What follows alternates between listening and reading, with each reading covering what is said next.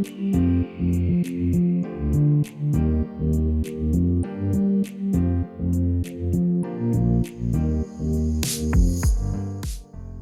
name is Greg Robinson. I'm the Deputy Director of Public Policy for the Autistic Self-Advocacy Network. My background is in public health, particularly focused on social determinants of health, environmental health, and housing quality.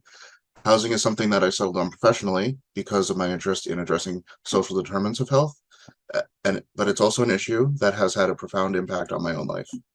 My sister and I were raised by my mother alone. For about half of my childhood, we were also homeless, living in motels, eating cold meals out of a cooler. My mother is also disabled and relied on workers' compensation to raise us on a poverty income. I'm always amazed looking back at how she did it and how little we were aware of just how tight our finances were. After years of waiting, we did get a Section 8 voucher and move into an apartment. It was really only then that we were able to think about getting me assessed for services and getting me a diagnosis. This was a pretty big challenge in the early 90s. Autism wasn't as well known. I am mixed race, and we lived in a predominantly white community. It was not uncommon for people in my situation to be misdiagnosed, and there were definitely a lot of incorrect diagnoses that treated my support needs as problem behavior, first and foremost, and that made it a lot harder to get the correct diagnosis.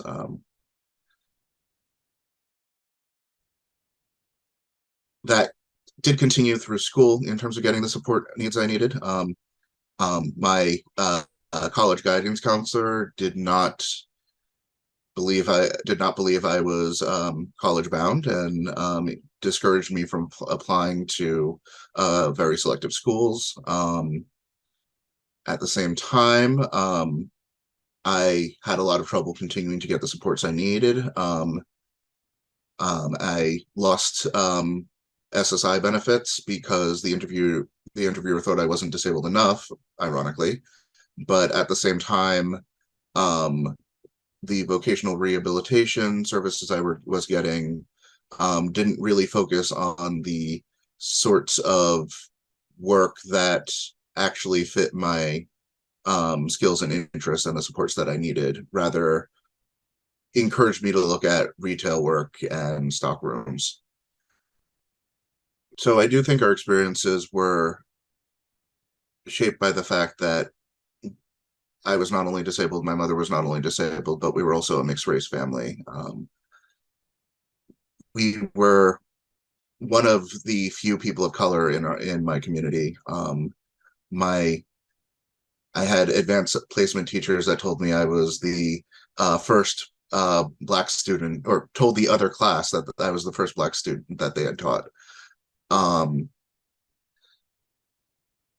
I also know, in terms of the difficulty we had in finding an apartment that would accept Section 8.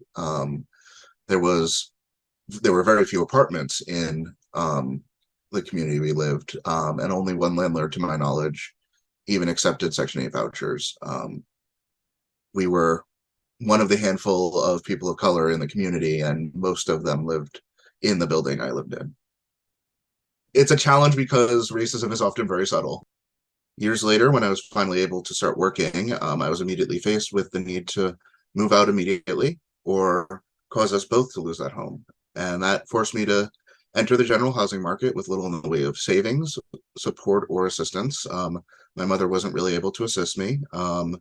And while we were able to support each other, given our different disabilities, it was suddenly put me in a position where I had to really patch the supports that I was able to get through my family once I was living on my own. And I think this, for me, this really impacts how I view the needs of people in our community who need housing and supports. Housing and supports do often go hand in hand. So a lot of times when we talk about housing, we really also mean the supports that people get to keep them in the homes that work for them. But especially for folks who live with family support, which is by far the most common source of support, especially given the challenges that people face in actually um, getting HCBS waivers, getting the support, getting support, care workers. That often means that those households where people get family support, they're under multiple financial burdens. And for me, that was something that made it much more difficult for me to move out when I started working, but also obligated me to move when I was not really particularly prepared to do so. Asset limits make it harder for people to relocate or to cover rent in emergencies.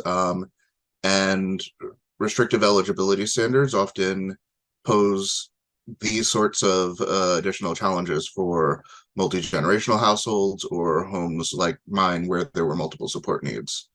At the same time, the lack of affordable, accessible housing often forces us into a small handful of units that are nowhere near adequate to the needs of our communities and may limit us in terms of where we can live even.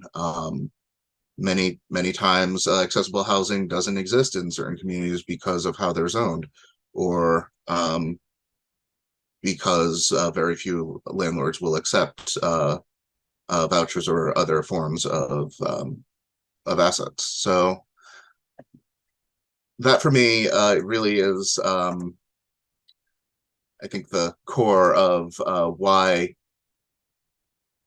this matters, and why we need to look at the entire household needs of people with disabilities to ensure that they're able to get the supports they need in the homes that they want.